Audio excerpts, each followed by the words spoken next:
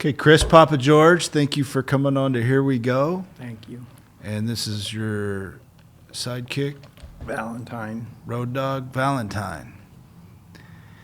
Glad to have you on. I asked you to come on because you have one of the most fascinating stories of, like, most people I've been around, and I'm really proud of you and how far you've come, and I've got to be a little bit of a part of your journey. And, yeah, thanks, man. How you doing? I'm doing good. Good. Yeah. You want to move up a little bit to the mic or just pull it back a little bit or just scoot your chair up? We'll get going. And we're just going to leave Valentine on the table as long as she'll stay there. Okay. So she can be part of the process here. All right. So Chris, Papa George, you have kind of a legendary family in like Newport Beach and Costa Mesa. A lot of people know your brothers, and Yeah. I knew your nephew was a heck of a football player at Newport Harbor and played with my nephew Robbie. And so you were born. Where were you born? Were you born Hoke Hospital? No, I was born in Pittsburgh. Pittsburgh. Okay, so Yeah. you guys were all in Pittsburgh. No, I was born there. I didn't live there for more than a few months. Mm-hmm. My brothers, I have 6 brothers, so we were born all over the place. Okay. Yeah. One of my brothers was born here in Newport. Okay. Yeah, Peter. Okay, so why did you get, so growing up, what was that like? Your parents, were they military or they just moved around? Or? No, my mom was, my mom's she was kind of a wild child. She's a former Playboy centerfold. Okay. Playmate of the Year in 1961. Okay. She was married a lot of times. And she had 6 boys. Okay. And then all the same dad or different dads? Different fathers, okay. yeah. And then are you the youngest or are you the oldest? I'm the second to the youngest, but my youngest brother died at 7 in a plane crash flying from San Diego to Palm Springs. Oh, wow. Yeah. Wow. And how old were you when that happened? I was 8. Okay. Yeah, she sees herself. Maybe like, let's have her sit in your lap. Yeah, she sees herself. Yeah.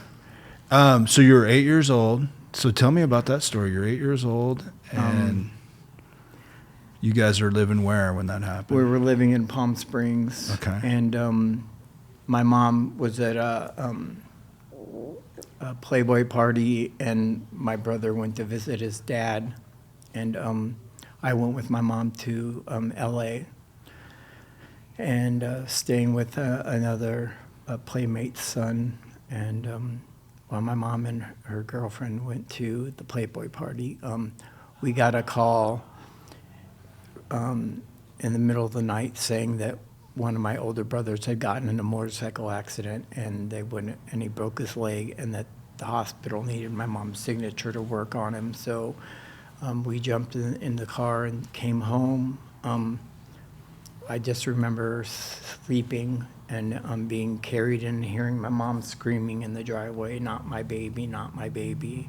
And then an ambulance took her away. So she was in the hospital for a long time, but I woke up the next morning and everybody was in the living room, a bunch of neighbors, and everybody was crying. And they were showing the wreckage on the news. What kind of plane was it? Was he on a... It was like 25 people. 25 people? Yeah, I think something like that. Was it like an airline or something? I think it was Pan Am or something. Okay. It was a small little commuter flight. Wow. Yeah. What do you remember about your childhood, like growing up? Like, what was that like growing up in a family where your mom was kind of all over the place? And you had 6 brothers. How many different dads? Well, we have like 4 different dads between the 6 boys, I think. I have my own father. My little brother had his own father. The 3 older than me share a dad, and then my oldest brother has his own father. Okay. And then my mom was married a couple times. You guys all after have that. your mom's last name? Is that where Papa George comes from? No, that's we all have different last names. My mom took on Papa George, which is my 3 older brothers' last name. Okay. So that's not my biological. I mean, that's not my biological father, but it's the name my mom gave me for what reasons I don't know. Probably to be with your brother, be the same as your brothers, huh? Yeah. Okay. Got it. So growing up, when did you guys come to Orange County? Well, we lived all over California. We lived there. We spent most of our lives out here. We lived in Laguna Beach, Encinitas, Palm Springs, Desert Hot Springs before it was grown. We lived in, just all over the place. My mom's husbands were alcoholic and abusive, so we were running a lot and hiding. So that's why we only lived we were moving and constantly moving around different cities. Sometimes we would take off to Hawaii or Pennsylvania again to hide. So Got it. yeah. So what do you remember feeling when you were a kid? Like, My mom gave me a lot of love. With my brothers, it was kind of rough. They bullied me a lot. I didn't really like coming home until my mom's car was in the driveway. yeah. But not all of them were bad to me. Yeah. Just a couple. So where did you end up going to school, like, for the most of your high school? Did you go to high school around here? Yeah, or? my mom remarried, and then when I was the last one in the house, we moved to Chicago, and I was in 8th grade. Okay. So I did most of high school there. I went to San Diego and Encinitas for a while, for a year, and then I went to, first of all, I went to Chicago for 8th grade, and then I wasn't digging it, so my mom sent me back to California. I rented a room from some friends, and then she gave me a car in 8th grade and a credit card, and then with a bank account. And all I had to do was go to school. And I did that for a year, and then I went back. Went back to Chicago. Yeah, to live with my mom Nice. and finished high school there. Nice. So when did drugs and alcohol start to come into play? Like, when's the first time you drank? And Oh, I was a party. I can remember running around in in diapers or Huggies, whatever you want to call them, and holding a beer at parties at my house, or the places we were at the beach, and with my mom's friends in it, everybody thinking how cute it was. Yeah. And so I remember that. I remember drugs being around. My mom she could use like a normie though. She used drugs and alcohol, but she didn't really have like an addiction to where she would lose everything. And she did that pretty much all her life. Yeah. So, do you remember the first time you got high or got what that was like? The first time I tried cocaine, I'd been seeing it done so much in my childhood that when I was I think I was in 3rd or 4th grade, that I saw my mom and her friends doing it, and I threw a fit because I wanted to try it. And my mom kept saying, no, no, no. Well, when they left the room, I just picked up the straw and did the best I could sniffing it. And then in 3rd or 4th grade? Yeah, and then I Holy ran shit. around telling all the neighbors what I had just done. And some of the neighbors' kids' parents called my mom and said, your son's running around telling everybody he just smelt or sniffed cocaine. All gagged out. Yeah, and then I, probably around 5th grade, I was drinking. On the weekends, I would just have teenagers buy it or not teenagers, older kids buy it for me. Yeah. Or people going to the liquor store, I'd just ask them to buy me booze. Me and my friends would sit there, and then I was smoking pot. Didn't really like pot, but Yeah. yeah. So how did it progress from there? What were you like in high school? Did you go to class? Were you a good student? Did you just get by? I did go to class. Didn't really, I could have been a good student. I just, I don't know, I just learned to not like school at a young age because I was kind of bullied in grammar school and junior high. So high school, I just really wasn't into it. And I ditched my first day, I remember. And then after that, we were going to get drunk at the outside the grocery store. We'd sit there and drink beer. So Yeah. yeah. And so how did it progress? Like, so Yeah. tell me about that, like going through high school, getting out of high school. What Yeah, happened then? I always had access to cocaine because it was pretty prevalent in my family. So I yeah, in high school, that's all I did was drink and did cocaine. I pretty much stopped going to classes, and my mom wasn't present so much, so it was really easy. I could just stay out of school for months at a time, and I would just drink every day and do cocaine. Yeah. Then what? Then how did that how did that That work? turned into crystal meth, and I was fine for a while. I mean, because Were you working, or like after you got out of high school, did you get a job, or how'd you support yourself?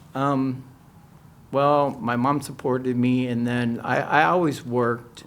I fell right into a relationship pretty much after high school, and you know, that turned into a breadwinner situation. So, but I always worked to support my habit. Yeah. What did you do? I worked in restaurants, easy stuff. Got it. Wait on tables, make ton of tips, manage restaurants. I could use and drink during work, and Yeah. So Yeah. that's kind of when it got bad. It got really bad when I smoked crack. When I started smoking crack. How it old really were brought me you when to- you started smoking crack? Oh, I was probably in my 30s. Okay. Yeah. So you were you were functional Yeah. in your 20s. I was very functional in my 20s and most of my 30s, Yeah, and then 30s you smoked crack for the first Yeah. time. and I loved it. Tell me that story.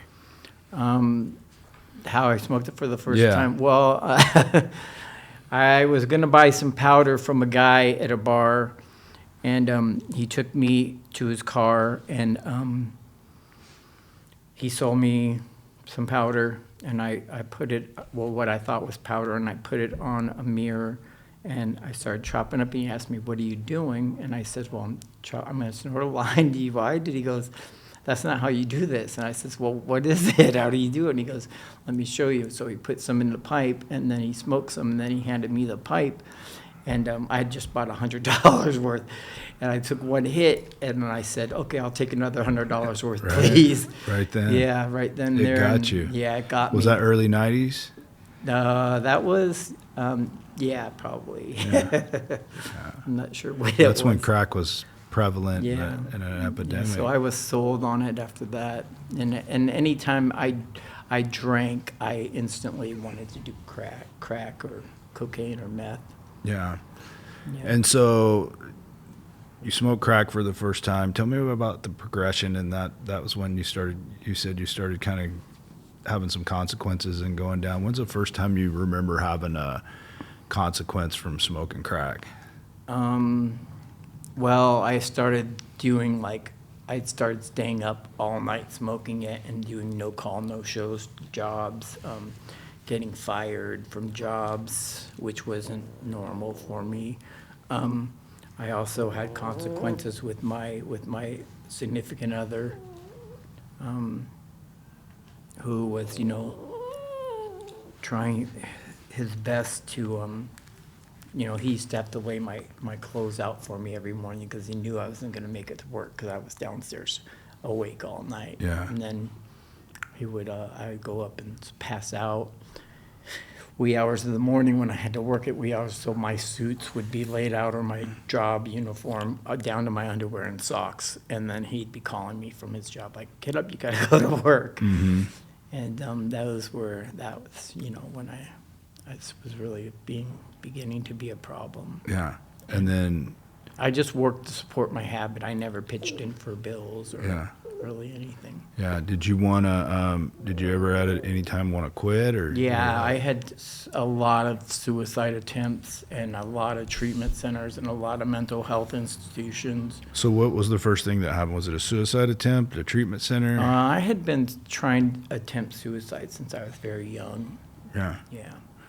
So let's talk about that a little bit. Like, when is the first time you tried to commit suicide, and what that thought process was like, and why you felt that way? I threatened suicide when I was very young, I used to threaten it to my brothers if they didn't leave me alone, that I would kill myself and I would try to run away. And I was probably like, 7, 8, 9. Yeah. And then when is the first time you feel like you seriously tried to do it? When I was getting drunk in like 7th or 8th grade, I would get really drunk and then want to run off to hurt myself. How were you thinking about doing it? Like, what was that like? I usually would cut my wrists. Okay. Do you feel like you did it more as like a cry for help, or were you really trying to do it? For attention and a cry for help, sure. Got it. That age. I had some more serious attempts when I got older. When you were younger, did you ever get put into any kind of a psych ward? Not by anybody but myself and my ex. Okay, that was when you were an adult. Yeah. So when's the first time that happened?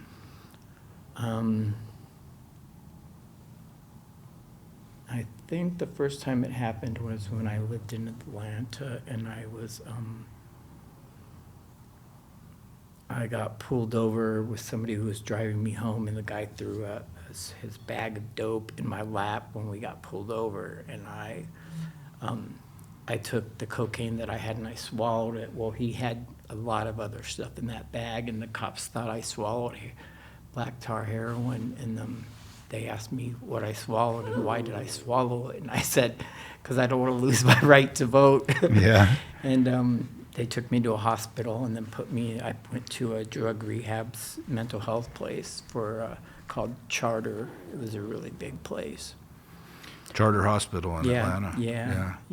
Heard of that. And then so when you were in there, did you listen? Did you start getting any No. messages of recovery, or you were just like, get me the fuck out of here? Yeah, I was just going along with it so Yeah. I could keep my job and just pretending like, it was working. So when you got out of there, was there any consideration to stay sober, or did you just walk No, out? I just started doing everything all over again. I didn't even wait too much time. Got it. Yeah. I'd been in treatment so many times, I can't even count them on my hands and toes. Mm-hmm. And never did it sink in. Yeah. Yeah. So you're in your 30s, you're smoking crack, you're in a relationship, sounds like with a pretty good person. Yeah, my partner is a normie. He never drank or did drugs, really. Never drank. I mean, a little bit of drinking, but that was about it. Yeah, and then so did that obviously it eventually ended, right? And then so Yeah. what happened after that ended? Because he was supporting you. I left the house with a backpack, and I had a car, and I left the house, and I stayed with a friend for a while, and then I was still working, and I had enough money to drive. I was going to drive to California from Michigan, and I never made it because I stopped off somewhere to smoke some crack before on my way out, and I ended up staying in that house for 6 months. Where was that? It was in Michigan. Oh, so you stopped at a crack house in Michigan. And I ended up staying there for 6 months, and I was driving call girls that didn't have cars. They had clients, so I'd drive them to their clients, and they would pay me in crack and keep my car filled up with gas. Keep your car filled up with gas, crack, and a little bit of food every now and then. Yeah. And I got stuck there for 6 months, and then finally I called my ex to come pick up my vehicle. I said, I'm loaning my car out to dope dealers. I'm driving around crazy high and stuff, and something bad's going to happen, and I just want to get this car off because once I give this car away, I'm not going to have any friends. Nobody's going to let me stay with them. Right. So then I got homeless. And then that was the first time you were homeless. That's the first time I was homeless. Okay, so tell me about that first time you give your ex back the car. Is it his car? No, it's my car. But you said, just take this off my hands. Yeah. And your plan was your plan to be homeless, or did you know what you were going to do? I was planning on, I didn't know what I was going to do. I didn't know how soon before they would kick me out of the house for not having a car. And how long did it take? Not long. About a day or two? Yeah, it was pretty quick. And then what was that like that first night you were homeless? Well, first they would they would withhold drugs from me. Uh-huh. So that was like, I was getting irritated, and they just smoked right in front of me, and that was not sitting well with me. So I didn't know what to do. I wasn't like a criminal type to go out and burglarize or rob people or do anything that's going to put me in jail. Yeah. So, what was that question again? Well, the first time you were homeless, like, Oh, so yeah. they kicked you out. You're telling me about how they kicked you out. Yeah. Being homeless, I planned on going to a homeless shelter. So back then you could just walk around and get into a shelter, go there, wait in line and get in. It's a little different nowadays. And I just bounced around in Detroit from shelter to So shelter. your first night, smoking. though, like, you were homeless, like, so what'd you do? Walk to the homeless shelter? No, I slept outside and in blizzard, freezing, no blankets or anything. And then I decided I couldn't do that again. I'd probably die. Yeah. And I went to a homeless shelter. And then you went to a shelter. Yeah, and I then- just bounced around from shelters to shelters. All right. And then that's in Michigan. Yeah. And then how long did you stay in Michigan for after leaving the crack house? God. Probably 6 months. Okay. Yeah. And then what? And then I'm trying to remember how I got to California. Yeah. I was so messed up. I guess I flew out here. Because your family was out here. Yeah, I by had then. some help getting out here, I'm pretty sure. And then, I came out here and I just started doing meth right away. Where'd you go when you came out here? Did you I stay went to Oceanside, or Encinitas. Okay. Because I was familiar with it. And then I stayed in a shelter called La Posada. Okay. And it was a wet shelter, so What does that mean, a wet shelter? I mean you can go in there drunk or high, just not overly intoxicated, and Got you it. can't really bring the drugs or alcohol in there with you and use it in there. But if you come in there, If you're a little bit buzzed or whatever, you can crash. Yeah, but they'll still, if they breathalyze you, then you have to go out for a couple days. Gotcha. Yeah. And so you're staying in this shelter down in San Diego. So you came straight from shelter to shelter. Yeah. And have you been like pretty much homeless ever since then? Or? No, I got a job within the first week at the shelter. I got a job as a waiter at IHOP. Okay. So I was saving up money to get a place. Got it. Yeah. So you're making money and you're back and you're hustling and are Yeah. you still smoking crack down there? No, I wasn't smoking crack. I got into meth instantly Okay. So you came to California. because and that got was into my California true meth. drug of choice. Okay. Meth. Yeah. Got it. And so you're down here, you're doing math, you're working at IHOP, living in a shelter. And then what? And then it was a 2-month shelter, but they let me stay there for 5 months because I was doing the right thing and saving up money to get a place. And then I saved up enough money to get a place off of Craigslist that I found. And I saved up enough for last security deposit and an extra month's rent in case I were to lose my job. I would have time to Right. find. And the lady that I rented from, she was being evicted. I didn't know, so I only spent 2 days and then we were evicted. Oh, Yeah, so I called the police. They said no, the only thing I could do is contact the owner, see if the owner will refund my money, which wasn't going to happen, I'm sure. So they told me that it happens all the time. so And, she burned you. yeah, she burned me good. And then I had to sleep outside, and that was the first time I had to sleep outside in California. And I went to work with mosquito bites all over my face, so I had to put makeup on. They're like, "Why do you have so much makeup on your face?" Yeah. I didn't want to tell them because they didn't know I was homeless, living in a shelter. So that really discouraged me, and that's when I started hating people and just didn't want anything to do with people. Yeah. Yeah. Yeah. So you're married now, right? No, No? we're just good friends. You're really good friends. really good friends. We talk every day. But were you married to him before? Not married, just in a lengthy relationship. When did he come into the picture? Well, we were together for 28 years, so he came in. Oh, is he the same guy that way back when? That Yeah, was yeah. The guy I've met. What's Yeah, his name? Pedro. It's Pedro. Super Yeah, nice guy. yeah. So he was the guy laying your clothes out way back Yeah, when and all yeah, that? and he's Okay. yeah. Got it. Yeah, he allowed me to get away with using drugs for a long time. Got it. Without saying anything. So Got it. And then so you're down in San Diego You saved up all this money. You got burned. You're sleeping outside. You're at IHOP. Yeah. How long did that last? Sleeping outside, it didn't last very long because it's really hard to keep up on your hygiene. Yeah. So, yeah. They fired you pretty quick from IHOP? Or? Yeah. Yeah. And then what? So you're kind of down and out again. And Yeah. Well, that's just when I got stone cold homeless, and I just started.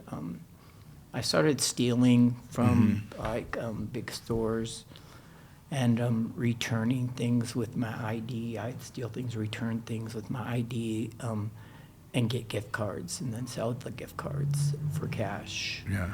And that was my hustle, and for a long time. And then I got scared doing that because I thought, they're going to start building case against me pretty soon if I don't stop. So I stopped doing that, and then I really didn't have a hustle except to start to. I'm diabetic, type 1, so I have no choice but to hustle for water and food every day. So it took me a long time, it took me a while, but I had to start eating out of dumpsters behind grocery stores. Okay. And that was all down in San Diego? Yeah. Yeah. And then, and you're using the whole time whenever you can, meth? Well, yeah, I was always very lucky to become really good friends with a girl whose boyfriend was a drug dealer, and they always felt like their girlfriends were safe with me. So I always had a really good connects to get. So if I needed dope and I didn't have money or anything to trade, they would just give it to me. Okay. So I was very fortunate. I had a good reputation because I wasn't stealing from other homeless people. I wasn't doing a lot of things other people. That was kind of my hustle, to be a good guy. Yeah. So you're stone cold homeless, living down in San Diego. When you're sleeping outside, what is that like? Like, where do you go? How do you, the community, I know it's almost like a subculture. Yeah. But I don't really know a lot about it, and I don't think most people do. So just out of curiosity, you're down there. Do you have a certain area you go to? Or? Well, I didn't know what to do, so I met this guy that was homeless. He was in the shelter with me, and he got kicked out right around when I left. And I saw him again, and I asked him to teach me how to sleep, how to be homeless and safe out here. And he taught me let me hang out with him for about a month, but we ended up hanging out for a lot longer. He taught me everything. He showed me safe places to go, where I don't know. Like, what does that mean, a safe place to go? Like where the cops wouldn't bother us. Okay. Where it was mostly on the sidewalks behind like shopping centers or in like the Panda Express food courts and stuff like that. Did you sleep on a sleeping bag? Did you have a tent? No. How'd you have shelter? Sometimes we would have blankets, literally. Sometimes it'd be freezing, and he would just be like, okay, I'm going to let you lay on top of me. But that's just because we need to stay warm. Yeah. And sometimes, there was a Walgreens. One time there was a Walgreens that was open, and I was really cold that night. And they had stacks of sweatshirts that said Oceanside on them right inside the door. So I went and the lady, only one worker at night, I just went in there and I stole the buttload of them. And I took them to where we were sleeping. I used them for a pillow. I put some on, used them for blankets. And then the next morning when we woke up at 7, I folded them all back up, and I took them and I put them back on the shelf at Walgreens and ran out. You felt bad for taking them? Yeah, I was new to all that. So. Oh my gosh. So that was kind of but yeah. And then, so how did you get to Orange County into treatment? How did that work? I called South Coast Counseling, New Beginnings. I just was trying to get into place, and they called me back, and then. And your ex had you under his insurance still? Yeah. Yeah. Yep. And then, so you called, who answered the phone? Katie. Katie did? Yeah, Katie did. And you had that first conversation with Katie? Yeah, she was actually trying to find me somewhere else to go, and then I told her, I said, yeah, I just need a place that is dual diagnosis because I need to work on my mental health really bad. And she goes, well, actually, we're dual diagnosis. So I says, okay, well, can you bring me there? And she did, and it was a great thing, you know. How long ago was that? Oh, God, I don't even remember. About 3 or 4 years ago, huh? Yeah, I think it was, yeah. it was. 2022, something like Yeah, that. something like that. Yeah, when I went in there, I didn't have these teeth either. I remember. I was blind. I was completely blind in one eye, and I only had like 25% vision. Yeah. And by the time I got my eye surgery, I only had like 10% vision, so I was walking around with a walking stick. And Why did you call Orange County? Is it because you had a couple of brothers that were up here, right? yeah, And they were both struggling with being homeless as well, right? 2 of them were, yeah. Yeah. And they're around here as well. Yeah. Yeah. And you stayed in touch with those guys or a little bit? No, not with one of them I did. The other one he's just, not too much in touch with him. Yeah.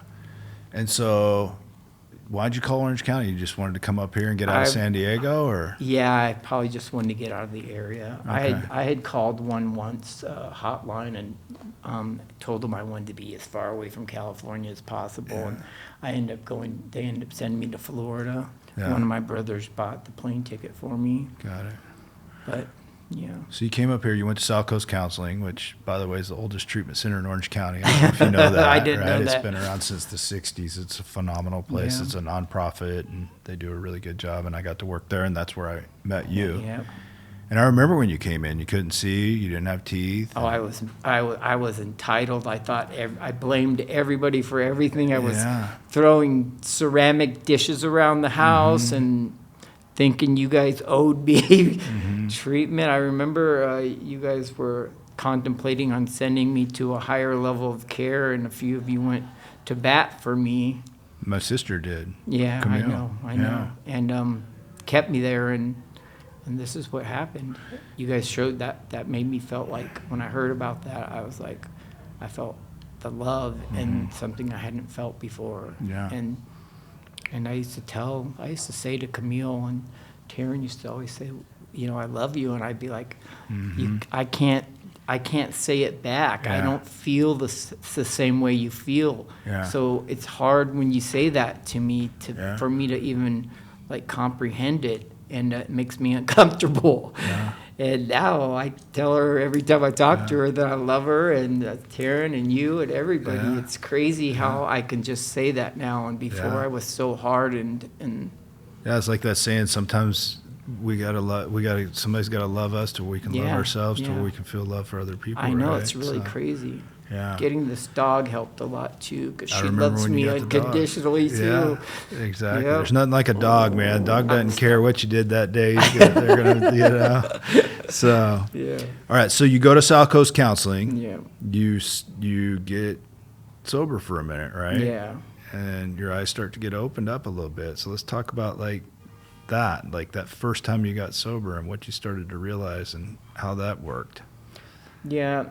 It was it worked for me, and then I was at South Coast Counseling for a really long time. I think like 8 months, and then And you were doing really well. I was doing really well, and something just snapped in me and clicked. And one day I just said, I'm going back out there.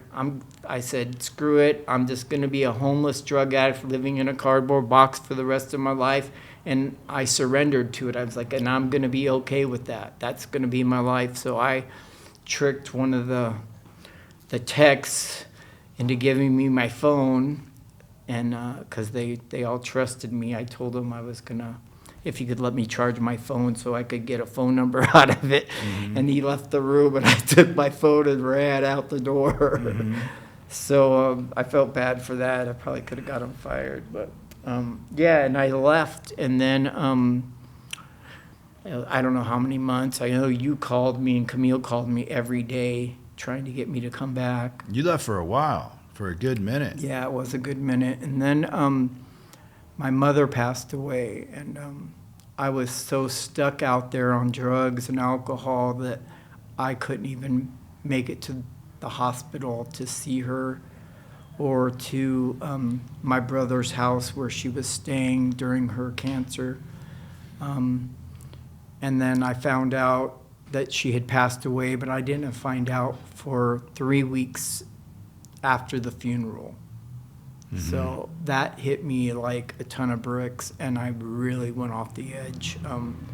I was crying all over the place every day, screaming, yelling, drinking like hellaciously, and just filling myself up with fentanyl and which I didn't really like or do, but I started doing fentanyl and meth, more meth, and yeah, and then one of the manager at the local Albertsons called Camille and said that she hadn't seen me since I was in the store screaming and crying that I needed to buy alcohol, and they wouldn't sell it to me because I was so upset.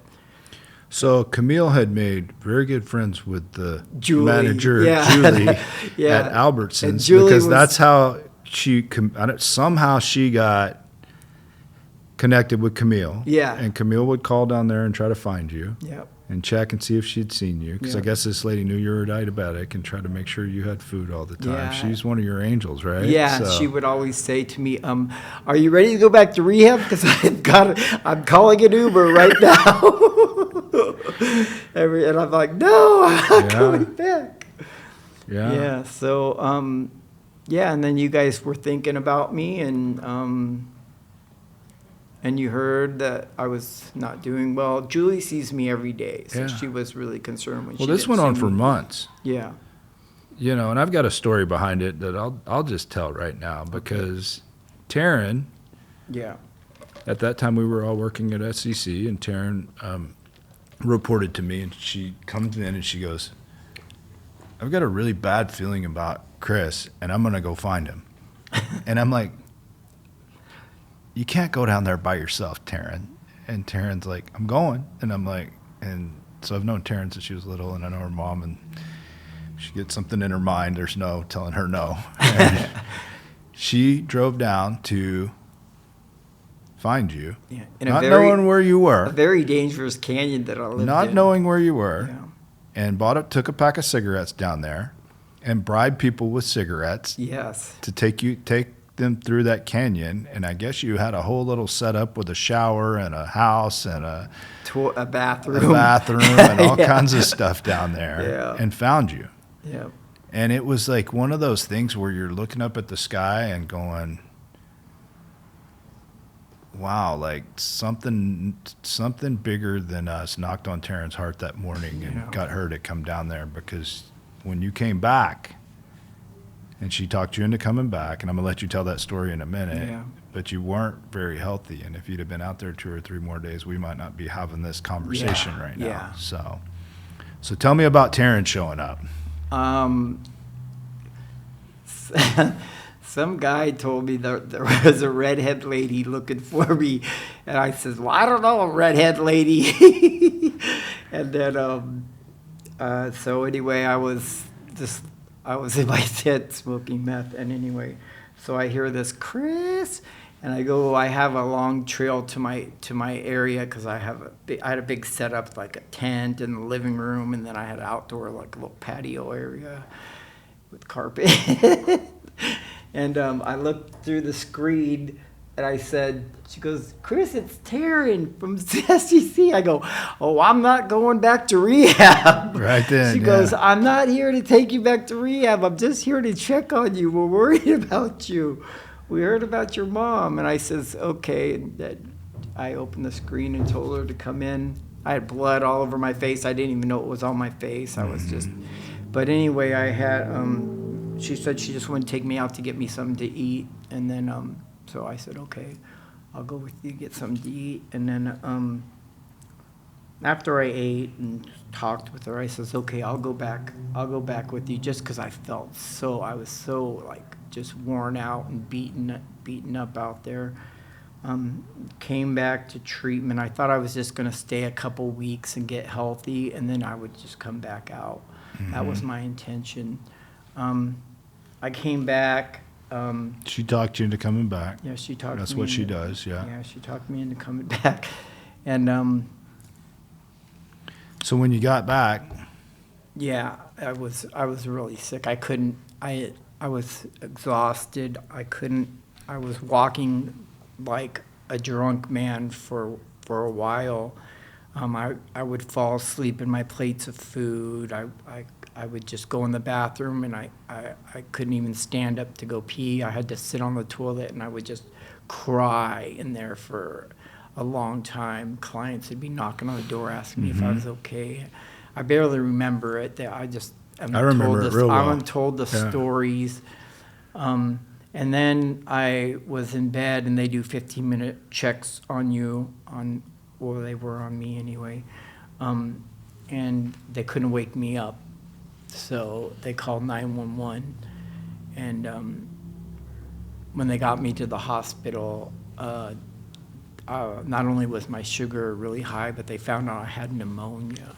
you had bad pneumonia. Bad pneumonia, Yeah. and that I only had like 75% chance that I would die from it. So I had like a 25% chance of living through that. And I did. I made it through that. Taryn and Camille showed up at the hospital, visit me, snuck me in some snacks that I wasn't supposed to be eating. But yeah, so, and then I went back to the treatment center. I still was crying and still was hard for me to walk around and not fall down, not lose my balance. I'd just been doing meth so hard for so long. It was like the worst come down ever. I couldn't bathe myself. Some clients had to actually take me upstairs and bathe me because I was not smelling very well. But I couldn't get in the shower or a bath. It was impossible. So And if Taryn hadn't come down there, I would have died out you there. would have died in the Yeah, next few days, is yeah, what I was told yeah, by definitely. our doctor. Yeah. And to so me, it like, was it's like such a such an event that God had such a hand in, Yeah. because Taryn, I mean, we had gone months like calling down there and like trying to get in touch with you and talking to that lady, but that day, that specific day, like, it was on Taryn's heart Yeah. and on her mind, like, I'm doing this. And it wasn't like we had talked about it the day before or thought about going down there. She just came in that day. I'm gonna go find him. It was amazing. I've been very lucky at that, that I found SCC and found you guys, Taryn and Camille, because you guys, even when I give up on myself, it's like you guys never gave up on me. Even when I've cussed Taryn out in the front, leaving, she still always has that love for me. Yeah. And she never gave up on me, just like you guys didn't. Yeah. And I think that was a God shot, because I probably wouldn't have made it too much longer out there. They Yeah. said with diabetes, I'm very lucky that I survived it. Yeah. So now, like, you went through SCC, the lights started coming back on again. Yeah. What was that journey like? It was hard because I wasn't really ready to do AA. I needed to work on my mental health, so I was really happy that they had some smart recovery classes there too. And the groups were good. I mean, there was a lot of times where I would pass note through in group to somebody saying, I can't do this anymore, I need to leave. But I just sat on my hands and, and just fought every craving, every trigger, every emotion, all my anger. I just sit on it, and I told myself I'm going to give myself a year. I'm going to try to give myself a year sober and see if what they say, if everything's different in a year, how good things can be, and if it's not any better, I'm just going to go right back to where I came from. No big deal. And thing is, with me, I can get angry and I don't care. I'll go back to being homeless because I know how to do it. So I don't give a a fuck, you know. Mhm. Sorry to swear. No, you can swear. And yeah, so yeah, very, very scary stuff. Yeah. And there was a lot of aggravation, you know, where like somebody would piss me off in the group, and I would just throw a plate of food across the kitchen, splatter all over everybody, fly past Aspen's head, and then I'd be like, I'm going to do my laundry, and I'd grab my backpack from my room, but then I would be taken off to leave, and then I'd run down the alley, and here I hear this thump, thump, thump, thump coming behind me. Aspen running with me. I said, no, I'm sleeping in the park. She goes, well, then I'm sleeping in the park with you. Mm-hmm. So then she finally, after an hour, talks me into coming back, and then I just do something stupid again. I'm feeling all sorry for myself, and I go in the pantry and I grab all the junk food that I could possibly carry in my arms into my room, and everybody goes, what are you doing with all that junk food? And I go, death by chocolate. Mm-hmm. So then I'm on suicide watch. You know, they come in and take all the junk food and put me on suicide watch. Mm-hmm. So, you know. Yeah, you and I had a conversation yesterday, and it's like, you know, all of our recovery paths are a little bit different. It all kind of gets us to the same place. But you kind of mentioned yesterday, and I want to kind of hear more about that, is you really felt like you needed to work on your mental health first. And, you know, really the 12 steps and all that are something that you're starting to get into now. But you felt like that's what you really needed first. Yeah. Tell me about that. Like, what is your mental health diagnosis? Like, what do you struggle with, and what have you done to work on that? Yeah, I have, my diagnosis is almost everything you could think.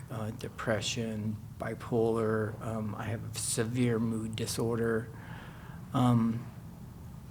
anxiety, you name it, I pretty much have it. For me, it's been a combination of the right meds, which I'm willing to take. I hope that I don't have to take them forever, but to get me moving forward in the right path so that I can actually work on some of my disorders, gain some tools so that I may not have to be on some of these meds, was part of my journey. I also went from SCC to a place called California Treatment Collective. It's an awesome program. Yeah. That program is amazing. I've been there for a year, and it's literally changed everything for me. They focus on mental health. They do a little bit of AA, but not much. It's mostly just geared towards mental health. They take all your worries away and all your stress. You live in their sober livings as long as their insurance takes it, or they take your insurance. You live in their sober livings for free. So they pick you up, drive you to class, doctor's visit, prescriptions. They pick everything, and it just takes all the stress out. You don't have to worry about anything. They help you with whatever you need. And as long as you utilize them, I mean, I utilize them I've had so many doctor's appointments to all these things I've been worried about, like colonoscopies, and I had a hernia, so I had hernia surgery, foot doctors for my diabetes and diabetes specialists, and they even set me up with a nutrition because I have an eating disorder with being diabetic and being homeless. You know, I don't always eat right. So everything, they set me up with everything so I could be successful, and I took full advantage of it.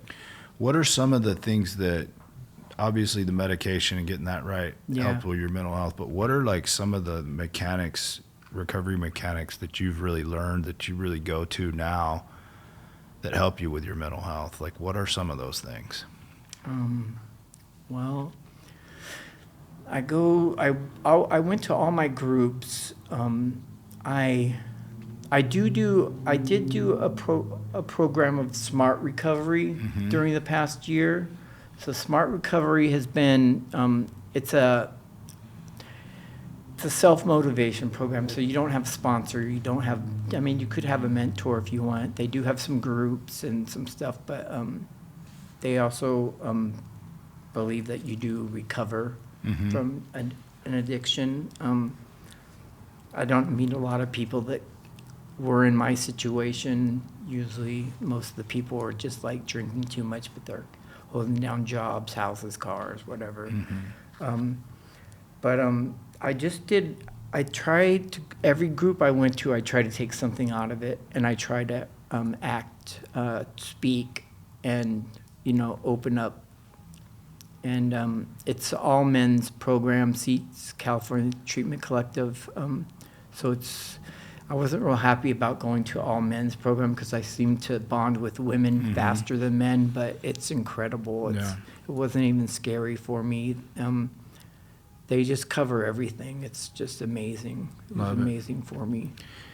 And I heard you've been going to church with my sister on Saturday nights. Yeah, I've been going. I'm not a big spiritual person or believer, but I've been going to church with your sisters for over a year now. Yeah, you go every Saturday night. My other sister's seen you there. Yeah. The first time I went was with your other. So tell me about that church. That church is amazing. They know me by name, the pastor, his wife, and what's the name of the church? Friends Church of Orange. Friends Church of Orange. Yeah. And my nephew James found that when he went to Chapman, and then took my sister, and then she took a bunch of you guys, and she loves it. Now my mom goes every Saturday with her, and it's a huge group of us, and then we go out to eat dinner afterward. There'll be like 20 of us there all the time. So do you get anything out of it? Do you hear a message? Yeah, I do. A lot of the messages relate to recovery. It's pretty awesome. So, yeah. I love it. Kyle's really good. Kyle's the pastor? Yeah, Kyle's the pastor. Nice. His wife is Holiday. Yeah. She's really cool. I love her name, Holiday. So you're going to church every Saturday night? Oh, yeah, every Saturday. I try to go every Saturday. Sometimes I miss a week or two, but somewhere. But there's usually a good reason for it. So are you doing any speaking, or are you helping, like, what do you do to help other people now that are kind of down and out? Because I heard that you've been kind of like stepping up a lot over there at the place with the new guys, and you're managing a house over there for them. Yeah, I'm doing assistant house manager, but it's just like we're both house managers. Me and the manager, we're roommates. We get along really well. I drive the guys to meetings because I have a car now, which is crazy. Yeah, I got my mental health going. I got a car, which I never expected to have within a year. But and then I also go to the crossings on Saturdays. I started doing that again and volunteering. And that's the homeless outreach that we have with the city of Costa Mesa and the Crossing Church. Yeah, and I know all the city guys, Terry and John, and I. John's a great guy. Yeah, and they let me speak to the homeless people sometimes. So you're carrying a message to guys that were out. Do you know any of those guys? Yeah, being homeless? I know some of them from my brother. They all know my brother, Peter. So when they hear, this is Peter Poppager's brother, they come running up to me like, you're Peter's brother? Because your brother lived down in Newport under the pier for a long time, right? Yeah, but now he's in a shelter now. He's at the Yale Navigation Center. Okay, great. Yeah. Great. No. So last question, what's your message to somebody that is where you were, right? What do you want to tell that person that may be thinking there might be a better way, like there might be some hope? What do you want to tell that person? I just, no matter what, try to fight for getting a whole year. Give yourself just a year. It goes by fast, and things can be so different in a year, no matter what program you work. It's inevitable that it's going to be good in a year. I didn't think I was going to have, I didn't have any expectations for a year. Yeah. When I started having some expectations, I kept like at 6 months, I'd be like, now these guys have this and that, and I'm never going to have all this. I'm never going to have my mental health. For years, if I ever get, and then all of a sudden, I have things. I have, my mind's moving great. Hopefully it keeps getting better. I never thought I was going to be managing a sober living. I certainly didn't think I was going to have a vehicle for years. Mm-hmm. So, and I even have an electric bike. Nice. Yeah, nice. So there's so much stuff's working out for me. I wish the list goes on, but it's amazing. Yeah. People listen to me when I speak. They think I help out a lot in groups. We have a powerful message. Yeah. And, people that, just walk around our city and, you hear people talk about homeless and this and that, and like, people that have never have experienced it, like everybody has a story, Yeah. and everybody doesn't start out there. And a lot of it has to do with mental health and you having the courage to address your mental health, and also maybe having some little God intervention in your life with Taryn coming down there to get you. Major. Should give a lot of people hope and a lot of people some compassion for what other people go through. And I really am honored to be your friend and have you on with me and hear your story. And I hope this reaches a lot of people. Yeah. So Hopefully. yeah. All right. I love you, brother. Love you too. All right. Thank Good you. job.